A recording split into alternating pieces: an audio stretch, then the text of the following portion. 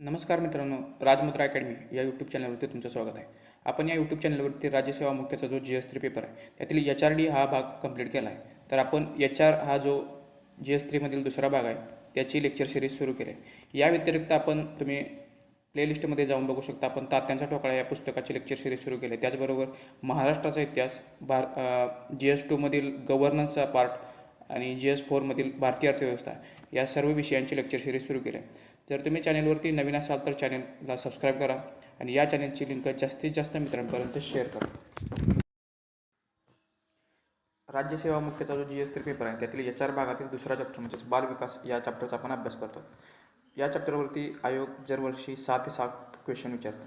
तर आजच्या लेक्चरमध्ये आपण कोणते पॉईंट बघणार आहोत तर राष्ट्रीय बाल सनद, राष्ट्रीय बाल हक्क संरक्षण आयोग, महाराष्ट्र राज्य बाल हक्क संरक्षण आयोग, एकात्मिक बाल संरक्षण योजना या 4 मुद्द्यांचा आपण आजच्या लेक्चरमध्ये अभ्यास करणार आहोत. त्यातील पहिल्यांदा आहे राष्ट्रीय बाल सनद म्हणजेच national charter for children. Bharat सरकारने राष्ट्रीय बाल सनद ही 9 फेब्रुवारी 2004ला स्वीकारली. राष्ट्रीय बाल सनद कधी स्वीकारली तर 9 फेब्रुवारी 2004ला राष्ट्रीय बाल सनद स्वीकारली. यात बालकांच्या हक्कांप्रती असणारी सरकारची जबाबदारी विषद केली आहे. राष्ट्रीय बाल सनदेमध्ये काय सांगितलं आहे तर बालकांच्या हक्कांप्रती जी सरकारची जबाबदारी याची तरतूद यामध्ये करण्यात आली आहे. यामध्ये जगण्याचा अधिकार, आरोग्य, पोषण, राहणीमानाचा दर्जा, खेळ व विरंगुळा, बाल्यावस्थेतील काळजी, शिक्षण, बालिका संरक्षण, किशोरवयीन मुलांचे सबलीकरण, कुटुंबाचा अधिकार आणि आर्थिक शोषण व सर्व स्वरूपातील शोषणांपासून संरक्षणाचा अधिकार यामध्ये समाविष्ट करण्यात आला. तसेच यात अवघड परिस्थितीतील बालके, अपंग बालके, वंचित व कमजोर समुदायातील बालके, दुष्कृत्यांना बळी पडलेली मुले यांच्या संरक्षणाचीही तरतूद आहे. म्हणजेच राष्ट्रीय बाल सनदेमध्ये शोषणापासून संरक्षणाचा अधिकार आणि शोषणाला बळी पडलेल्या मुलांच्या संरक्षणाची तरतूद या सनदेमध्ये करण्यात आली. याचा स्वीकार 9 फेब्रुवारी 2004ला केला. यानुसार बालकांच्या हक्कांप्रती असणारी सरकारची जबाबदारी यामध्ये विशद करण्यात आली. यातील फक्त तारीख लक्षात ठेवा, 9 फेब्रुवारी 2004 राष्ट्रीय बाल सनद. पुढचा आयोग आहे राष्ट्रीय बाल हक्क संरक्षण आयोग. बाल हक्क संरक्षण आयोग अधिनियम जो 2005 होता, या कायद्याअंतर्गत 2007 साली राष्ट्रीय बाल हक्क संरक्षण आयोगाची स्थापना करण्यात आली. राष्ट्रीय बाल हक्क संरक्षण आयोगाची स्थापना कधी झाली तर 2007ला. कोणत्या कायद्याअंतर्गत? बाल हक्क संरक्षण अधिनियम 2005 या कायद्याअंतर्गत 2007ला आयोगाची स्थापना झाली. या आयोगाची स्थापना करण्यात आली असून हा आयोग महिला व बाल विकास मंत्रालयाअंतर्गत कार्यरत आहे. राष्ट्रीय बाल हक्क संरक्षण आयोग हा महिला आणि बाल विकास मंत्रालयाअंतर्गत कार्यरत आहे. शासनादेश म्हणजे याचं कार्य काय आहे तर राष्ट्रीय बाल हक्क संरक्षणाचं कार्य काय तर बाल संरक्षणासाठी सध्या अस्तित्वात असलेल्या कायद्यांतर्गत उपलब्ध संरक्षणाची तपासणी व परीक्षण करणे, त्यांच्या परिणामकारक अंमलबजावणीसाठी शिफारशी करणे, लहान मुलांना हक्कांचा उपभोग घेण्यासाठी रोखणाऱ्या कारणांची तपासणी करणे व त्याबाबत योग्य उपाययोजना करणे, बाल हक्क साक्षरतेचा प्रसार करणे, बाल सुधार गृहांची तपासणी करणे व गरज असल्यास संबंधित प्राधिकाऱ्यांना उपाय सुचवणे, बाल हक्क उल्लंघनाच्या घटनांची चौकशी करणे आणि संबंधित अधिकाऱ्यांना कारवाई सुरू करण्याची शिफारस करणे इत्यादी आयोगाची कार्य दिलेली आहेत. बालकांच्या हक्कांचं संरक्षण करणं हे महत्त्वाचं कार्य हे राष्ट्रीय बाल हक्क संरक्षण आयोगाचं आहे. याची स्थापना 2007ला झाली 2005च्या कायद्याअंतर्गत. हा आयोग महिला व बाल विकास मंत्रालयाअंतर्गत कार्यरत आहे. आयोगाचे कामकाज काय तर धोरण निर्मितीसाठी शिफारसी करणे, विधेयकांच्या मुद्द्यांवर सल्ला देणे, बालकामगार, बालन्याय, कुपोषण इत्यादी क्षेत्रात काम करणे, शिक्षणाचा अधिकार कायदा जो 2009 सालचा आहे या अंतर्गत बाल हक्कांच्या अंमलबजावणीसाठी लक्ष ठेवण्याचा अधिकार हा आयोगाला देण्यात आला आहे. शिक्षणाचा अधिकार जो कायदा आहे 2009चा त्याची अंमलबजावणी 1 एप्रिल 2010 पासून झाली. याच्या अंमलबजावणीवर देखरेख ठेवण्याचं काम हे राष्ट्रीय बाल हक्क संरक्षण आयोगाचं आहे. तर आयोगाची संरचना म्हणजे आयोगामध्ये सदस्य किती असतात, अध्यक्ष कोण असतं तर अध्यक्ष हे आयोगाचे सामाजिक कार्यकर्ते असतात. हे कोण असतात तर बालकल्याण क्षेत्रात विशेष योगदान असलेली व्यक्ती ही आयोगाची अध्यक्ष असते. सदस्यांमध्ये एकूण 6 सदस्य असतात, त्यापैकी 2 महिला असाव्यात अशी तरतूद या कायद्याअंतर्गत करण्यात आली आहे. म्हणजे 1 अध्यक्ष आणि 6 सदस्य, यातील 6 सदस्यांमध्ये 2 महिला असाव्यात अशी तरतूद आहे. हे सदस्य शिक्षण, बाल आरोग्य, बालमजुरी विरोधात काम करणारे मानसोपचार तज्ज्ञ इत्यादी क्षेत्रातील तज्ज्ञ व्यक्ती असतील. यांचा कार्यकाल 3 वर्षाचा असेल. अध्यक्षांसाठी वयोमर्यादा ही 65 वर्षांची आहे तर सदस्यांसाठी वयोमर्यादा ही 60 वर्षांची आहे. आयोगाची संरचना कशी आहे तर 1 अध्यक्ष आणि 6 सदस्य, 6 सदस्यांमध्ये 2 महिला. यांचा कार्यकाल हा 3 वर्षाचा असतो. वयोमर्यादा अध्यक्षांसाठी 65 वर्षे तर सदस्यांसाठी 60 वर्षे. पुनर्नियुक्ती यांची 2 पेक्षा जास्त वेळा पुनर्नियुक्ती होत नाही. अध्यक्षांची नियुक्ती कोण करते तर मानवी विकास मंत्र्यांच्या अध्यक्षतेखाली, म्हणजे मानव विकास मंत्र्यांच्या अध्यक्षतेखाली त्रिसदस्यीय समितीच्या शिफारशीनुसार या अध्यक्षांची निवड होते. आता पुढचा आयोग आहे महाराष्ट्र राज्य बाल हक्क संरक्षण आयोग. महाराष्ट्र राज्य बाल हक्क संरक्षण आयोगाची स्थापना जुलै 2007ला झाली. राष्ट्रीय बाल हक्क संरक्षण आयोगाची स्थापना सुद्धा 2007ला झाली. या संबंधीचा कायदा किती सालचा आहे तर 2005 सालचा राष्ट्रीय कायदा. महाराष्ट्र राज्य बाल हक्क संरक्षण आयोगाची स्थापना जुलै 2007ला झाली. असा आयोग स्थापन करणारे महाराष्ट्र हे देशातील पहिले राज्य आहे.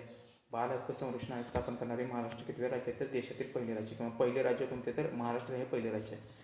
याचे कार्य काय तर लिंग, धर्म, जात याबाबतचा भेदभाव न करता मुलांचे हक्क संरक्षित करणे, बालकांच्या हक्कांचे उल्लंघन झाल्यास त्याबाबत कारवाई करणे, बालकांच्या हक्कांबाबतच्या क्षेत्रात अभ्यास आणि संशोधन करणे, RTA जो 2009चा ॲक्ट आहे त्याच्या अंमलबजावणीवर देखरेख ठेवणे. म्हणजेच महाराष्ट्र राज्य बाल हक्क संरक्षण आयोगाचं काय तर मुलांचे हक्क संरक्षित करणे, हक्कांचे उल्लंघन झाल्यास त्यावर कारवाई करणे, हक्कांबाबत अभ्यास आणि संशोधन करणे, आणि RTA ॲक्ट जो 2009चा आहे त्याची अंमलबजावणी 1 एप्रिल 2010 पासून झाली, त्याच्या अंमलबजावणीवर देखरेख ठेवण्याचं कार्य हे महाराष्ट्र राज्य बाल हक्क संरक्षण आयोगाचं आहे. आता एकात्मिक बाल संरक्षण योजना म्हणजेच इंटिग्रेटेड चाइल्ड प्रोटेक्शन स्कीम ही काय आहे तर याची सुरुवात 2009-10 साली झाली. इंटिग्रेटेड चाइल्ड डेव्हलपमेंट स्कीमची सुरुवात 2009-10 साली झाली. ज्युव्हेनाइल जस्टिस ॲक्ट जो होता त्या कायद्यातील तरतुदी व पद्धतींचा लवकर अंमल करण्यासाठी महिला व बालविकास मंत्रालयाने 2009-10 मध्ये एकात्मिक बाल संरक्षण योजना सुरू केली. कोणत्या कायद्यातील अंमलबजावणीसाठी ज्युव्हेनाइल जस्टिस ॲक्टमधील कायद्यांच्या तरतुदींचा अंमलबजावणी करण्यासाठी एकात्मिक बाल संरक्षण योजना सुरू करण्यात आली. ही योजना सुरू करताना कोणकोणते कार्यक्रम किंवा कोणकोणत्या योजना एकत्र करण्यात आल्या तर बाल न्यायाचा कार्यक्रम, रस्त्यावरील मुलांचा एकत्रित कार्यक्रम आणि शिशुग्राहांना मदतीची योजना हे जे 3 कार्यक्रम होते ते एकत्र करून एकात्मिक बाल संरक्षण योजना ही 2009-10 पासून सुरू करण्यात आली.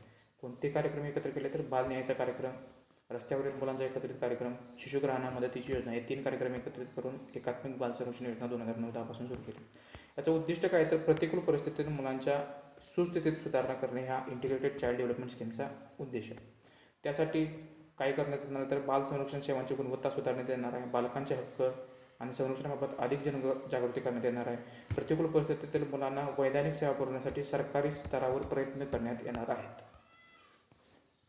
ह्या योजनेचा लक्ष्य कोण असणार आहे तर कायद्याअंतर्गत म्हणजे ज्युव्हेनाइल जस्टिस कायद्याअंतर्गत संगोपन व संरक्षणाची गरज असलेली मुले, कायद्याशी संघर्षित असणारी मुले म्हणजे ज्यांचा संबंध, ज्यांनी गुन्हा केला आहे किंवा जे पीडित आहेत किंवा साक्षीदार आहेत, असे जे कायद्याशी संबंध किंवा कायद्याशी ज्यांचा संपर्क झाला आहे हे या योजनेचे लक्ष्य गट असतील.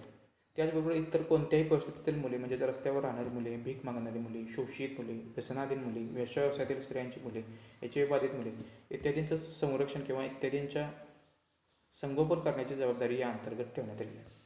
या योजनेचे घटक कोणते तर या योजनेअंतर्गत संमत केलेल्या बळकट करावयाच्या सेवा कोणत्या तर संस्थात्मक सेवा, निवारागृहे, बालगृहे, निरीक्षणगृहे, विशेष गृहे आणि विशेष गरजा असलेल्या मुलांसाठी विशेष सेवा इत्यादी हे योजनेचे घटक आहेत. कोणत्या प्रकारच्या सेवा देण्यात जाणार तर संस्थात्मक सेवा, निवारागृहे, बालगृहे, निरीक्षणगृहे, विशेष गृहे आणि विशेष गरजा असलेल्या मुलांसाठी विशेष सेवा इत्यादी प्रकारच्या सेवा या अंतर्गत पुरवण्यात जाणार. ह्या वरील ज्या सेवा आहेत त्या केंद्र, राज्य आणि जिल्हा स्तरावरील सेवा प्रदान संस्था आहेत त्यांच्यामार्फत केल्या जातात किंवा त्यांची संरचना अशी केंद्र, राज्य आणि जिल्हा स्तरावर या सेवा प्रदान केल्या जातात. चाइल्ड लाईनच्या माध्यमातून प्रतिकूल अवघड परिस्थितीतील मुलांसाठी आपत्कालीन सेवा पुरवल्या जातात. निमशहरी व शहरी प्रदेशातील गरजू मुलांसाठी खुला निवारा पुरवला जातो. कुटुंबातील गैरसंस्थात्मक संगोपन, बाल ट्रॅकिंग व्यवस्थापन कशासाठी आहे तर हरवलेल्या मुलांसाठी ही वेबसाईट आहे. लोकशिक्षण व संपर्क व्यवस्था ही मुलांच्या संपर्क किंवा संगोपनासाठी स्थापन करण्यात आलेली व्यवस्था आहे. या योजनेसाठी खर्च कसा आहे तर ही केंद्राची योजना राज्यांच्या मदतीने चालवली जाते. जम्मू काश्मीर आणि पूर्वोत्तर राज्यासाठी योजनेच्या सर्व घटकांसाठी 90% खर्च हा केंद्र सरकार उचलते तर 10% खर्च हा राज्य सरकार उचलते. तर इतर राज्यांसाठी बाल न्याय मंडळ, बाल कल्याण समिती अशा वैधानिक संस्था स्थापन करण्यासाठी 35% खर्च हा केंद्र सरकार उचलते तर 65% खर्च हा राज्य सरकार उचलते. इतर रचनात्मक घटकांसाठी 75% खर्च केंद्र सरकार, 25% खर्च राज्य सरकार. NGOच्या संरचनेच्या सर्व घटकांसाठी 90% खर्च केंद्र सरकार तर 10% खर्च राज्य सरकार उचलते. यामध्ये खर्चाची विभागणी कशी आहे तर बाल न्याय मंडळे, बाल कल्याण समिती अशा वैधानिक संस्था स्थापन करण्यासाठी 35% खर्च केंद्र सरकार तर 65% राज्य सरकार. इतर रचनात्मक घटकांसाठी 75% खर्च केंद्र सरकार तर 25% खर्च राज्य सरकार. आणि NGOच्या संरचनेसाठी किंवा संघटनेच्यासाठी 90% खर्च केंद्र सरकार उचलते तर 10% खर्च हा राज्य सरकार उचलते. तर आजच्या लेक्चरमध्ये आपण कोणते पॉईंट बघितले तर राष्ट्रीय बाल सनद बघितली, ज्याचा स्वीकार 9 फेब्रुवारी 2004 साली करण्यात आला. त्यानंतर राष्ट्रीय बाल हक्क संरक्षण आयोग बघितला, ज्याची स्थापना 2007 साली झाली होती. 2005चा जो अधिनियम होता बाल हक्क संरक्षण आयोग अधिनियम याच्या अंतर्गत करण्यात आली होती. त्यानंतर महाराष्ट्र राज्य बाल हक्क संरक्षण आयोग बघितला, ज्याची स्थापना जुलै 2007ला झाली होती. तर राज्य बाल हक्क संरक्षण आयोग स्थापन करणारे महाराष्ट्र हे देशातील पहिले राज्य होते. त्यानंतर एकात्मिक बाल संरक्षण योजना जी इंटिग्रेटेड चाइल्ड प्रोटेक्शन स्कीम होती, याची सुरुवात 2009-10ला झाली होती. याचा अभ्यास करा. याची सुरुवात ज्युव्हेनाइल जस्टिस कायद्यातील तरतुदी व पद्धतींचा अवलंब करण्यासाठी झाली होती. जर व्हिडिओ आवडला असेल तर व्हिडिओला लाईक करा. तुम्ही चॅनलवर नवीन असाल तर चॅनलला सबस्क्राईब करा आणि चॅनलची लिंक जास्तीत जास्त मित्रांपर्यंत शेअर करा. प्रत्येक व्हिडिओची PDF तुम्हाला राजमुद्रा अकॅडमी या टेलिग्राम चॅनलवरती मिळेल. धन्यवाद.